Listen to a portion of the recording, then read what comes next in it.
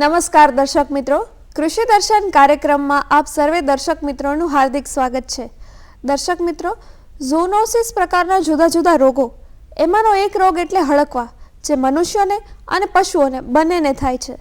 આજે હડકવા શું છે, કેવી રીતે ફેલાય છે, તેના માટે તેને રોકવા માટે શું શું કરવું જોઈએ, આ તમામ પ્રકારની માહિતી આપણને આપવા જામનગરથી નાયબ પશુપાલન નિયામક ડૉક્ટર તેજસ શુક્લા આપણી સાથે છે. નમસ્કાર સાહેબ. હડકવા વિશે આપને પ્રાથમિક માર્ગદર્શન આપું તો તમે શરૂઆતમાં જે કીધું કે ઝૂનોટિક ડિસીઝ, તો ઝૂનોટિક ડિસીઝ એટલે કે પ્રતિસંચારિત ડિસીઝ છે. આ એવા રોગ છે કે જે માણસોમાં એનિમલ્સમાંથી માણસોમાં થતા હોય છે, અને તે પૈકીનો જે વૈશ્વિક અત્યારે જે સમસ્યા છે એ ખૂબ જ ગંભીર રોગ છે, એ છે હડકવા. હડકવા એ મુખ્યત્વે વિષાણુઓથી થતો રોગ છે. આપણે જાણીએ છીએ કે બેક્ટેરિયા ઘણા રોગ કરતા હોય છે, જીવાણુ જે કરતા હોય છે, એ પૈકી હડકવા છે એ વિષાણુઓથી થતો રોગ છે. અને 95% એટલે કે WHO ની જે ગાઈડલાઈન છે તે મુજબ જે કોમ્યુનિટી ડોગ્સ છે તેમાંથી તેમના બાઇટ થવાના કારણે માણસોની અંદર આ હડકવાનો રોગ થતો હોય છે. ICMR એટલે કે Indian council of medical research પ્રમાણે એનો જે રિપોર્ટ પબ્લિશ થયો છે તે મુજબ આપણા દેશની અંદર વાર્ષિક 5000થી વધુ મૃત્યુ હડકવાથી થતા હોય છે, અને દર વર્ષે લગભગ 90થી 91 લાખ જેટલા ડોગ બાઇટના કેસો આપણે ત્યાં જોવા મળે છે. આ જે પણ ડોગ બાઇટના કેસ આપણે ત્યાં જોવા મળે છે એમાં 30થી 35% કેસ નાના બાળકોમાં જોવા મળે છે. કારણ કે આપણે સૌ જાણીએ છીએ કે સોસાયટીની અંદર જ્યારે રમતી વખતે નાનું બાળક કૂતરાની સાથે રમતું હોય છે ત્યારે આકસ્મિક કોઈક વખતે એને બાઇટ થતું હોય છે, એ ઘરે જાણ કરતું નથી હોતું, અથવા તો એના સ્કિન ક્યાંક છોલાઈ હોય ને એના દ્વારા ડોગથી જો લીક કરવામાં આવે તો અજાણત્યા જ આ વસ્તુ થતી હોય છે. અને આ જ રોગ પ્રત્યે જે અત્યારે વૈશ્વિક સમસ્યા બની રહ્યું છે તે પ્રત્યેની જાગૃતિ ફેલાવવા માટે દર વર્ષે સપ્ટેમ્બર માસમાં 28મી સપ્ટેમ્બરે વર્લ્ડ રેબિસ ડે ઉજવવામાં આવે છે. અને આ દિવસે દરેકની અંદર આ રેબિસ પ્રત્યેની જાગૃતતા ફેલાય તે માટેની અલગ અલગ IC એક્ટિવિટી કરવામાં આવે છે. વેક્સિનેશન્સ, રસીકરણની કામગીરી પણ બહુ જ ઘનિષ્ઠ લેવલે કરવામાં આવે છે. પશુપાલકોને એવી કન્ફ્યુઝન રહી છે કે એમના પશુઓને કંઈક રોગ થાય તો એ હડકવા થયો છે કે નહીં, જાણવા માટે હડકવાના લક્ષણો કયા કયા જોવા મળે છે? જો તમને હડકવા માટે સ્પેસિફિક વાત કરું તો હડકવા જનરલી ચેતાતંત્રનો રોગ છે. તો જ્યારે પણ કોઈ ડોગ બાઇટ થાય છે, 95% અગાઉ મેં જે કીધું, માત્ર ખાલી શ્વાનથી જ નથી થતો, બીજા પણ ઘણા એનિમલ્સ કે જેના કારણે પણ હડકવા થતો હોય છે. પણ મહદઅંશે 95% કોમ્યુનિટી ડોગ્સમાં કોઈ હડકાયેલું હડકવાગ્રસ્ત કૂતરું હોય છે તો તેનાથી થતું હોય છે. હવે જો એ પશુઓને કોઈ પણ કરડે છે અથવા તો જો પણ માણસોને કરડે છે તો જ્યારે જે જગ્યાએ બાઇટ છે ત્યાં વિષાણુઓ એન્ટર થતા હોય છે. હવે જે બાઇટ હોય એ મગજથી કેટલું દૂર છે એની ઉપર નિર્ભર કરતું હોય છે. હવે આ વાયરસ જ્યારે અંદર એન્ટર થતા હોય છે ત્યાંથી મસલ એટલે કે માંસપેશીઓ, અને માંસપેશીઓમાંથી ચેતામાંથી કરોડરજ્જુ, અને કરોડરજ્જુમાંથી ચેતાતંત્ર એટલે કે સેન્ટ્રલ નર્વસ સિસ્ટમ જે મગજનો એક ભાગ છે ત્યાં પહોંચતા હોય છે. હવે જ્યારે આ વાયરસ શરીરની અંદર દાખલ થાય છે અને રોગ પોતાનું લક્ષણ દેખાડે છે, આ સમયગાળાને ઇન્ક્યુબેશન પીરિયડ કહેવામાં આવે છે. અને ત્યારબાદ આ રોગ પોતાના વિવિધ પ્રકારના લક્ષણો બતાવે છે. હવે જે કૂતરું કરડે છે અને જે લક્ષણ, બાહ્ય લક્ષણ આપણને દેખાય છે એ બે પ્રકારના મુખ્યત્વે હોય છે, કે જેને રેબિસના અમે બે ભાગ કહીએ છીએ, કે એમાં એક ફ્યુરિયસ ફોર્મ હોય છે એટલે કે આક્રમકતા હોય છે, અને જે બીજું ફોર્મ છે એ ડમ ફોર્મ છે, કે જેમાં શાંત પ્રકારના તમને કેટલાક લક્ષણો આક્રમકતાથી જે આપણી માન્યતા છે એનાથી અલગ અલગ પ્રકારની જોવા મળે છે. એટલે કેવા પ્રકારના લક્ષણો હોય છે? હવે જો આક્રમકતા જેની વાત કરું કે ફ્યુરિયસ ફોર્મ ઓફ રેબિસ, કે જો આક્રમકતા હશે તો એમાં માણસના સ્વભાવમાં અથવા તો જાનવરના સ્વભાવમાં એકદમ એની લાક્ષણિકતાઓ બદલાઈ જશે, ખૂબ જ ગુસ્સાવાળું થઈ જશે, અકરાંત દોડ્યા કરશે. જો જાનવરની વાત કરું તો એ ક્યાંક ને ક્યાંક દોડ્યા કરશે. એની સામે કોઈ પણ ઇનએનિમેટ ઓબ્જેક્ટ અથવા તો કોઈ પણ કડક વસ્તુ, કોઈ પણ નિર્જીવ વસ્તુ હશે એમાંથી મોઢામાં લઈ અને એને ચબાવવા માટેનો પ્રયત્ન કરશે. એને અંધારાથી પણ ઘણી વખતે બીક લાગશે, અને ખૂબ અવાજ થતો હશે, ખૂબ જ પ્રકાશિત એરિયા હશે ત્યારે પણ એને તેનાથી ડર લાગતું હશે. અને ક્યાંક ને ક્યાંક કોઈ જગ્યાએ એમને વધારે ગુસ્સામાં આવે એટલે સામે કદાચ માણસો પણ આવતા હોય છે તો એને બાઇટ કરતા હોય છે. હવે એનાથી વિરુદ્ધ જે ડમ ફોર્મ ઓફ રેબિસ છે, આ રેબિસની અંદર શું જોવા મળે છે કે એને સતત તાવ આવે છે, ક્યાંક ક્યાંક મોઢામાંથી લાળ પડવા માંડે છે, અને સૌથી વધારે ઇમ્પોર્ટન્ટ છે કે જેને હાઇડ્રોફોબિયા કહેવામાં આવે છે, કે જેના પાણીથી ડર લાગતો હોય છે, કે ગળામાં લેરેન્જિયલ પેરાલિસિસ એટલે કે પાણી ઉતારવા માટે જે મસલ્સ હોય છે એના પેરાલિસિસ થવાથી એ પાણી ગળે ઉતારી શકતું નથી, એટલે હંમેશા એ પાણીથી દૂર ભાગે છે. તો આ બંને પ્રકારના ડમ ફોર્મ ઓફ રેબિસ છે અને ફ્યુરિયસ ફોર્મ ઓફ રેબિસ છે. આ પાણીવાળી વાત છે એ માણસોને પણ એટલી જ લાગુ પડે છે જેટલી માણસોમાં જો હું વાત કરું કે કદાચ જો માણસમાં જ્યારે કૂતરું કરડતું હોય છે તો એ કેટલી ઇન્ટેન્સિટીથી બાઇટ થયું છે એ બાઇટની જગ્યા ઉપર ખૂબ જ આધાર રાખે. વધારે બાઇટ થયું હોય તો માણસને ત્યાં આગળ ખૂબ જ દુખાવો થતો હોય છે, ખૂબ જ ખંજવાળ બી થતી હોય છે. હવે માણસોમાં જો તમને હડકવાના લક્ષણો કહું તો એમાં પણ આ જ રીતની આક્રમકતાઓ પણ આવતી હોય છે. એને વારે ઘડીએ ક્યાંક ક્યાંક તાવ આવી જતો હોય છે, કોઈક વખતે ખેંચ પણ આવતી હોય છે. જ્યારે એનું છેલ્લું લક્ષણ હોય ત્યારે પાણી જુએ ત્યારે એમાં ખેંચ આવતી હોય છે અને એનું આકસ્મિક તે વખતે મૃત્યુ થતું હોય છે. સર, તમે કહ્યું કે હડકવા છે એ માત્ર કૂતરાઓથી નથી ફેલાતું, જુદા જુદા પશુઓથી પણ ફેલાય છે. તો એ કયા કયા પશુઓ છે અને માત્ર પશુઓના કરડવાથી જ ફેલાય છે કે પછી એમના દૂધ પીવાથી કે માંસ ખાવાથી પણ હડકવા ફેલાય છે? હવે જો તમને હડકવાની વાત કરું તો જે મેં કીધું કે વિષાણુઓથી થાય છે. 95% કોમ્યુનિટી ડોગ્સ જે હડકવાગ્રસ્ત કોઈ હોય તો એનાથી થવાની સંભાવના વધે છે. પરંતુ માત્ર એવું જરૂરી નથી કે આ માત્ર શ્વાનથી જ થાય, પણ જો મેમલ્સ જે સસ્તન વર્ગના પ્રાણીઓ છે એ ગાય, ભેંસ, ઘેટા, બકરા, ઘોડા, ગધેડા અને મનુષ્યની અંદર આ તમામમાં આ રોગ થવાની શક્યતા રહે છે. કૂતરા સિવાયના જો બીજા પશુઓ કહું તો વરુ છે, ફોક્સ જેને કહીએ છીએ, શિયાળ છે, આનાથી પણ આ વસ્તુ કોઈક જગ્યાએ મંકી, ઉંદર, આનાથી પણ હડકવા થઈ શકે છે. અને સર સોરી, હડકવાનો જે રોગ છે એ કૂતરામાંથી બીજા જે પશુઓ છે એમાં ટ્રાન્સમિટ થાય છે કે પછી આ જે જુદા જુદા પશુઓ છે એમના પહેલેથી હડકવા થઈ શકે, ક્યાંથી ટ્રાન્સમિટ ન થયો હોય તો પણ? હડકવાનો રોગ મહદઅંશે બાઇટ થવાથી વધારે થશે. એટલે જો ડોગ બાઇટ થશે તો તેનાથી જ પશુઓમાં થવાની શક્યતા વધારે રહેશે. હવે એ પશુઓ પોતાની અલગ અલગ લાક્ષણિકતા બતાવતું હોય છે કે જેમાં પશુ માલિકો, જો હું ખાસ એની વાત કરું કે જે પશુઓ ઘરે રાખી રહ્યા છે એમાંથી ક્યારેક ગંભીર ભૂલો થાય કે આપણા માણસોમાં ક્યાંક ટ્રાન્સમિટ થયું છે એને આપણને જાણ નથી રહેતી. જેમ કે ઘોડા છે, ગધેડા છે, આ બાઇટ કરવા માટે સક્ષમ હોય છે. એટલે જો આમાં હડકવા થયો હોય તો આવા પશુઓથી આપણે ખૂબ જ ધ્યાન રાખવું જોઈએ. પરંતુ જો ગાય છે, ભેંસ છે, આ પશુઓ જ્યારે હડકલા થતા હોય છે ત્યારે એ જનરલી બાઇટ નથી કરતા, પરંતુ એમાં સલાઈવા સતત, એની લાળ સતત ઝર્યા કરતી હોય છે અને માલિકને એ વખતે એમ થતું હોય છે કે એના ગળામાં ક્યાંક ફસાયું છે, એટલે હાથ નાખી અને જે કંઈક ફસાઈ વસ્તુ હોય એ કાઢવાનો પ્રયત્ન કરે છે. અહીંયા જ એક ખૂબ જ મોટી ભૂલ કરે છે અને એમાં હડકવા થવાના ચાન્સીસ પૂરેપૂરા છે. હજુ એક રહ્યું કે જે ખૂબ જ ઇમ્પોર્ટન્ટ છે, એ છે ચામાચીડિયું, બેટ. તો ચામાચીડિયું પણ હડકવા કરી શકે છે. ગાયનું કે ભેંસનું દૂધ પીએ તો એનાથી પણ ટ્રાન્સમિટ થાય છે કે ફક્ત લાળથી જ કે ટચથી ટ્રાન્સમિટ થાય છે? અત્યારના સમયની અંદર આ એક બહુ જ સળગતો પ્રશ્ન કે જેમાં દરેકને આ બાબતે જાણકારી લેવી હોય છે કે કદાચ હડકવાગ્રસ્ત કોઈ પશુ છે તો એનું દૂધ અથવા તો માંસ ખાવાથી હડકવા થાય છે કે નહીં. થિયોરિટિકલી શક્ય છે, પરંતુ હાલના તબક્કે વિશ્વમાં ક્યાંય પણ હડકવાગ્રસ્ત પશુનું દૂધ પીવાથી કે માંસ ખાવાથી હડકવા થયો હોય એવા કોઈ જ રિપોર્ટ નોંધાયા નથી. પરંતુ થિયોરિટિકલ થવાથી આ બાબતે ખૂબ જ ધ્યાન રાખવું જરૂરી છે કે કદાચ જો તમને ખ્યાલ હોય તો હડકવાગ્રસ્ત પશુઓનું દૂધ અથવા તો માંસ પીવું હિતાવહ નથી. પરંતુ કેટલાક ટેમ્પરેચરે વિષાણુઓ મરી જતા હોય છે.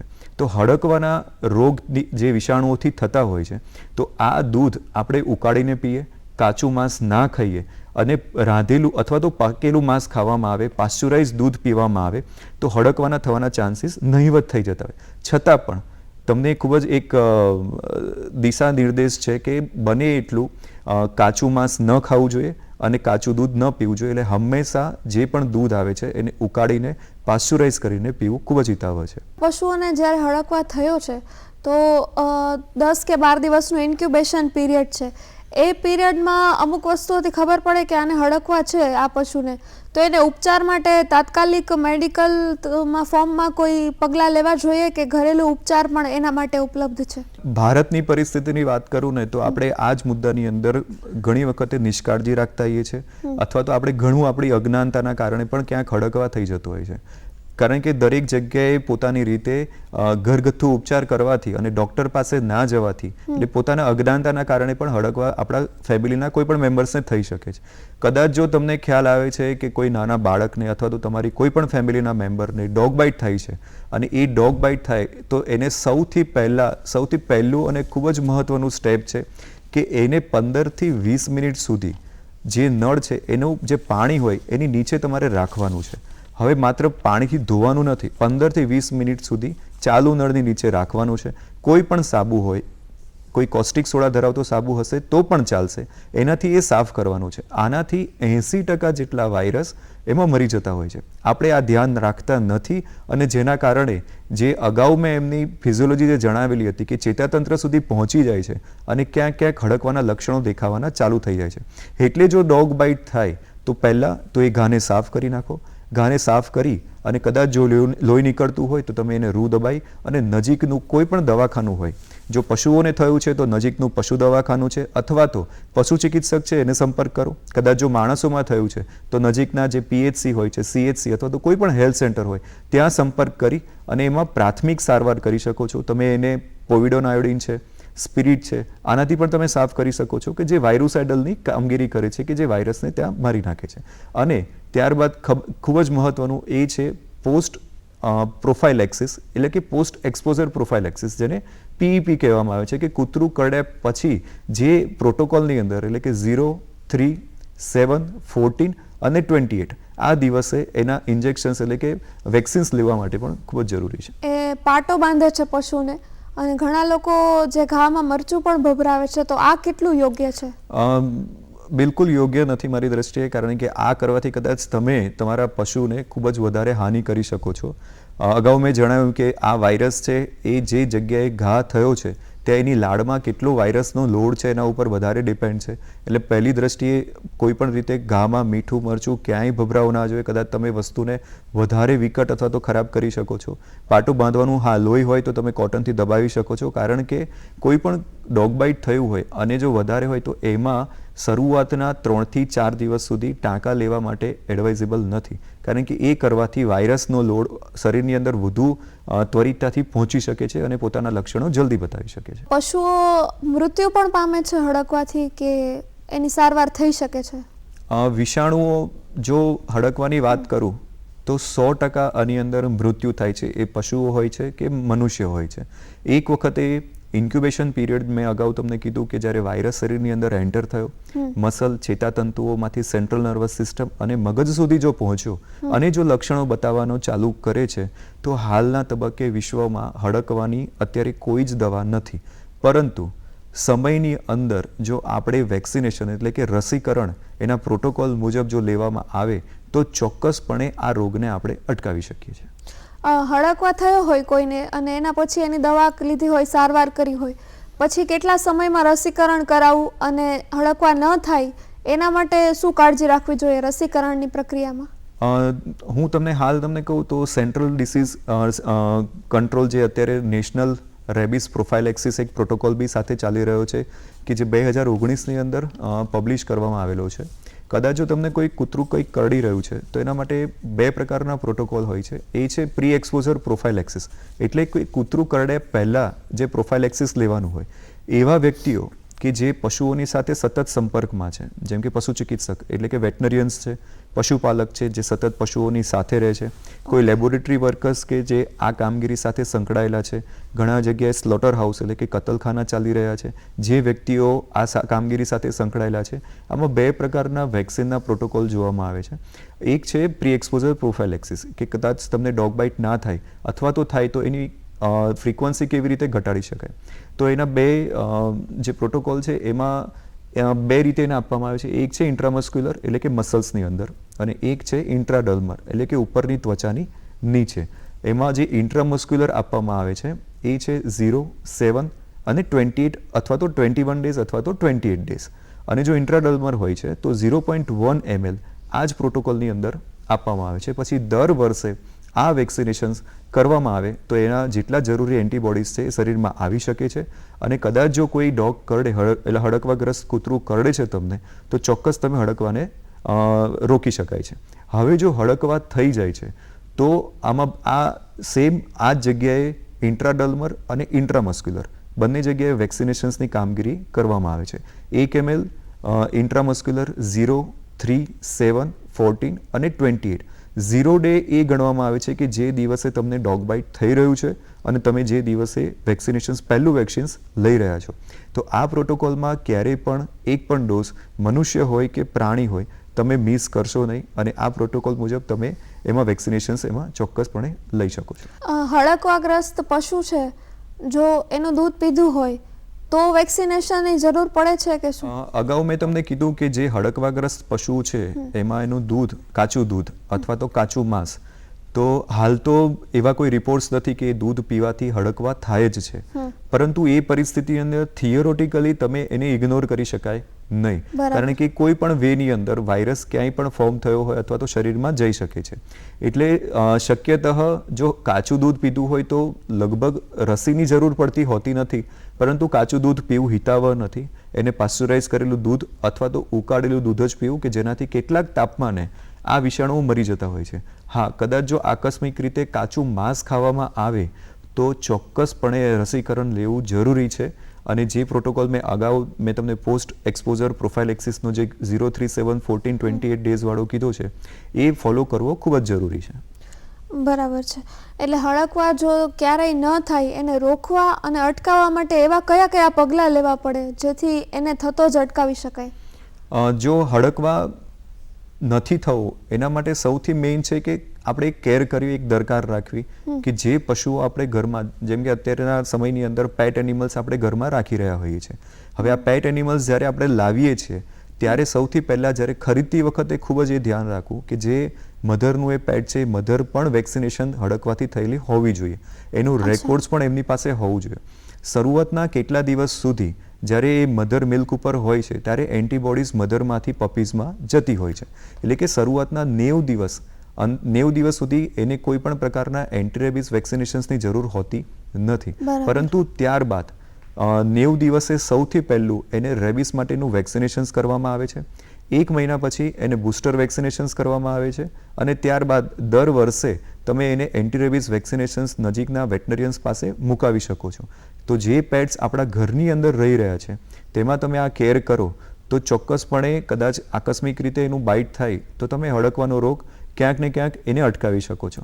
અને આ જ રીતે બાબત છે કોમ્યુનિટી ડોગ્સ માટે કે જેને આપણે બહાર ફીડ કરાવતા હોઈએ છીએ, તો એ જે ફીડ કરાવી રહ્યા છે એ ડોગ્સ માટે પણ આ જ પ્રોટોકોલ લાગુ પડતો હોય છે. અને આવા કિસ્સાની અંદર તમે જ્યારે પણ રસીકરણ પોતાના પેટ ડોગ્સમાં મુકાવો છો તો એની પહેલાં એને કૃમિનાશક દવા આપવી ખૂબ જ હિતાવહ છે કે વર્મલોડ જે કૃમિનાશક દવા આપવાથી શરીરની અંદર જે કૃમિ છે એ ઓછા થવાથી વેક્સિનેશન્સની જે અસરકારકતા છે એ ખૂબ જ વધારે રહે છે. પેટ ડોગ્સ કે પાલતુ કૂતરાઓ ઘરમાં લાવવામાં આવે છે તો ઘણી વખત સ્ટ્રીટ ડોગ્સ કે એવી રીતે પણ લઈ આવવામાં આવે છે અને ક્યારેક કોઈ અજાણી જગ્યાથી પણ ડોગ્સને અડોપ્ટ કરવામાં આવે છે. એવા સમયમાં ખબર નથી હોતી કે આમના મધર કોણ છે અને કેવી રીતે ક્યારે આ કૂતરા જન્મ્યા છે.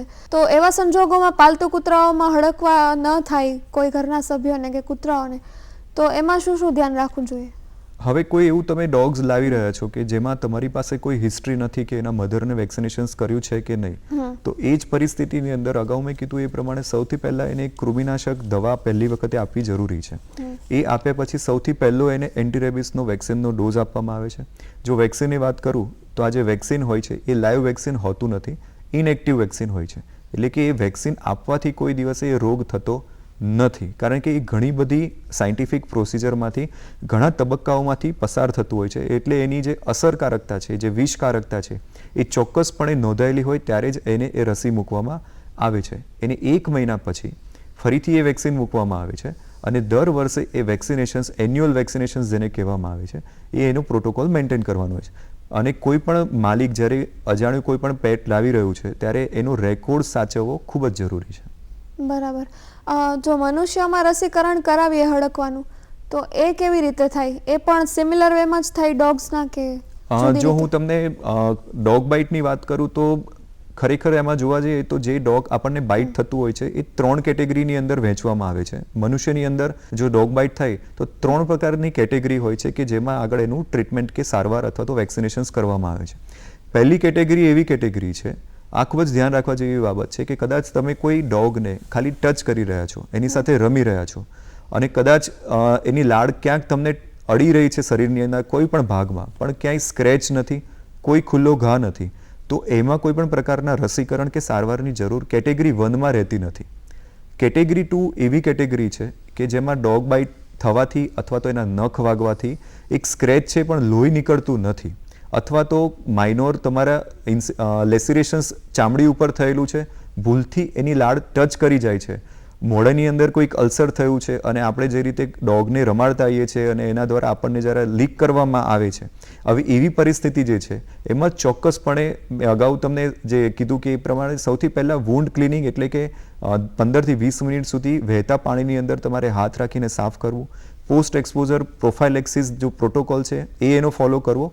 અને કેટેગરી 3 જે ખરેખર ઇમ્પોર્ટન્ટ કેટેગરી છે કે જો વધારે બાઇટ થાય અને જેમાં સતત વધારે લોહી નીકળે છે, તો એવી પરિસ્થિતિની અંદર ત્રીજી એક ટ્રીટમેન્ટ જે છે એ છે હ્યુમન રેબિસ ઇમ્યુનોગ્લોબ્યુલિન્સ. એ ઇમ્યુનોગ્લોબ્યુલિન્સની ટ્રીટમેન્ટ પણ એટલી જ આવશ્યક અને જરૂરી બની રહી છે. મનુષ્યને કે કૂતરાઓને રસી લઈ લે એના પછી કોઈ આડઅસર થાય છે કે શું, અને જો આડઅસર થતી હોય તો એને અટકાવવા માટે શું કરી શકાય? આપણે સૌ જાણીએ છીએ કે થોડા સમય પહેલાં લગભગ દરેકે કોવિડની વેક્સિન પણ લીધેલી હતી. કોઈ પણ રસી જ્યારે શરીરની અંદર જતી હોય છે એટલે એની અસરકારકતા બતાવવા માટે શરીર પણ સામે કોઈક રિસ્પોન્ડ કરતું હોય છે. તો કોઈક વખતે જે જગ્યાએ રસી મૂકી છે ત્યાં ક્યાંક થોડીક બળતરા થઈ શકે, લાલ ચઠામાં જેવું ક્યાંક થઈ શકે, કદાચ થોડોક તાવ પણ આવી શકે, પરંતુ એ થોડાક સમય માટે જ હોય છે, થોડાક કલાકો માટે હોય છે, એટલે એનાથી ગભરાવાની કોઈ જ જરૂર હોતી નથી. હડકવા વિરોધી રસી છે એના સિવાય પણ એક HRIG કરીને એક વેક્સિનેશન હોય છે જે હડકવાને એનાથી રોકી શકાય છે. આપણને એવું લાગે છે કે ખાલી રસીકરણ જ એક છે, પરંતુ જે મેં અગાઉ તમને કેટેગરી વાઇઝ બાઇટ કીધું કે 3rd નંબરની જે કેટેગરી છે એમાં હ્યુમન રેબિસ ઇમ્યુનોગ્લોબ્યુલિન્સ છે. આ ઇમ્યુનોગ્લોબ્યુલિન્સ એવા છે કે જે રેડીમેડ માર્કેટ્સમાં અવેલેબલ મળતા હોય છે. કારણ કે જો તમને વેક્સિનની વાત કરું, કોઈ શરીરની અંદર જ્યારે વેક્સિન દાખલ થાય છે અથવા જ્યારે બી કોઈ પણ ડોગ બાઇટ થાય છે અને જે વાયરસ શરીરમાં આવી રહ્યો છે, તો ફર્સ્ટ લાઇન ઓફ ડિફેન્સ તરીકે WBC એટલે કે શ્વેતકણ પહેલાં એને લડવા માટે પહોંચી જાય છે. હવે ફાઇટ કરે છે, એના પછીની એક બીજી જટિલ પ્રક્રિયા છે કે જેમાં ઇમ્યુનોબોડી એન્ટીબોડી શરીરની અંદર ફોર્મ થઈ રહ્યા છે એટલે કે બની રહ્યા છે. આ જે ઇમ્યુનોગ્લોબ્યુલિન્સ છે એ રેડીમેડ એન્ટીબોડીઝ છે અને આ રેડીમેડ એન્ટીબોડીઝને જે જગ્યાએ ડોગ બાઇટ થયું છે એમાં વેક્સિનની સાથે જ 0 ડે અને 7th ડે ઉપર લોકલ જે જગ્યાએ બાઇટ થયું છે ત્યાં જ ઇન્જેક્ટ કરવામાં આવે છે કે જે રેડીમેડ એન્ટીબોડીઝ હોય એ ત્યાં લોકલી જ વાયરસ સાથે ફાઇટ કરી શકે અને ચેતાતંત્ર સુધી એ વાયરસને પહોંચાડવામાં મદદરૂપ થઈ શકે. આપણે જે જુદી જુદી કેટેગરીઝની વાત કરી એમાં એક એવું પણ હતું કે પશુઓની લાળને ટચ કરવાથી કેવી રીતે પણ હડકવા થઈ શકે છે. હવે આ ઇન્ક્યુબેશન પીરિયડમાં માનો કે કોઈ લક્ષણો બહાર નથી આવતા અને કોઈ પણ પશુને હડકવા છે અને આપણે એને ટચ કર્યું છે, તો એવા કિસ્સાઓમાં કેવી રીતે જાણ થાય કે આમાં વેક્સિનેશનની જરૂર છે? જો હડકવા થયો છે કે નહીં એ તમે બાહ્ય લક્ષણ પરથી જ વધારે જાણી શકાય છે. કોઈ પણ પશુઓની અંદર કે એમાં જે ફોર્મમાં જે ફ્યુરિયસ ફોર્મ હોય અથવા તો ડમ ફોર્મ હોય, અને કોઈક આકસ્મિક કિસ્સામાં જો પશુઓને જનરલી 10 દિવસના ઇન્ક્યુબેશન પીરિયડમાં રાખવામાં આવે છે, કદાચ જો કોઈ ડોગ બાઇટ થયું છે તો. હવે જો એ 10 દિવસની અંદર એક કૂતરાનું જો આકસ્મિક મૃત્યુ થઈ જાય છે તો જે પશુ ચિકિત્સક છે એ પોસ્ટમોર્ટમ કરી એના બ્રેનના સેમ્પલ, બ્રેનની અંદર એક હિપોકેમ્પસ છે જ્યાંથી આ વાયરસ મળે છે, એ સેમ્પલને ટેસ્ટિંગ દ્વારા તમે રેબિસ છે કે નહીં એ ડાયગ્નોસ કરી શકો છો. હડકવા વિશે બાળકોને અને એમના પેરેન્ટ્સને અને પશુપાલકોને કેવી રીતે ધ્યાન રાખવું જોઈએ જેનાથી આ કાળજી લઈ શકાય, જેનાથી હડકવા ન થાય, એના માટે તમે શું મેસેજ આપવા માંગશો? જો હું મેસેજ આપવાની વાત કરું તો હડકવા ખરેખર આ વિશ્વની અંદરનો ખૂબ જ ગંભીર અત્યારે પરિસ્થિતિ છે કે જે ઝૂનોટિક ડિસીઝ તરીકે આપણે એને એડ્રેસ કરવો જ જોઈશે. અને એમાં કોઈ પણ એક જ્ઞાન નહીં પરંતુ પ્રોટોકોલથી વધારે એને એપ્રોચથી આપણે એને અટકાવી શકીશું. અત્યારે હાલમાં પશુપાલન ખાતું ગુજરાત રાજ્ય ગાંધીનગર તેમજ ભારત સરકારના પશુપાલન ખાતા દ્વારા પશુ જાગૃતિ કલ્યાણ માસની ઉજવણી કરવામાં આવે છે. એમાં અમે દરેક સ્કૂલમાં જઈ અને નાના બાળકોને પશુઓ વિશેનું તેના કલ્યાણની માહિતી આપતા હોઈએ છીએ. નાનપણમાં રહેલા બાળકો જો અત્યારથી આ વસ્તુ શીખશે તો ચોક્કસપણે એની અંદર જે પશુઓ પ્રત્યેની કરુણા છે અને એ વિકસાવી શકશે અને પશુ કલ્યાણની કામગીરી કરી શકશે. તો કદાચ આપણે ચોક્કસ આપણા જાણમાં ક્યાંક ડોગ બાઇટ થાય તો ઘરગથ્થુ ઉપચાર ના કરતા પહેલાં તો નજીકના દવાખાને સંપર્ક કરવો, જે ડૉક્ટર અથવા તો જે ચિકિત્સક કહે છે એની દેખરેખની અંદર જ રેબિસ માટેની કામગીરી કરે. દર્શક મિત્રો, પશુઓને કોઈ પણ રોગ થાય તો તેમની તાત્કાલિક સારવાર માટે મેડિકલ જે રીઝન્સ છે એ લેવા જોઈએ અને એમની દવાઓ લેવી જોઈએ, નહીં કે ઘરગથ્થુ ઉપચાર કરવા જોઈએ. આજે નાયબ પશુપાલક નિયામક ડૉક્ટર તેજસ શુક્લાએ આપણી સાથે હડકવા વિશેની ખૂબ સારી વાતો કરી અને ખૂબ સારી માહિતી પણ આપી છે. હું ઈચ્છું છું કે તમે બધા આ માહિતીને યાદ રાખો અને તમારા પશુપાલકોને ખાસ એ સૂચના કે આ માહિતી જે છે એનો ઉપયોગ સારી રીતે કરે અને પોતાના પશુઓની કાળજી રાખે. તમારો ખૂબ ખૂબ આભાર સાહેબ, તમે ખૂબ સારી માહિતી આપી અમને. ધન્યવાદ.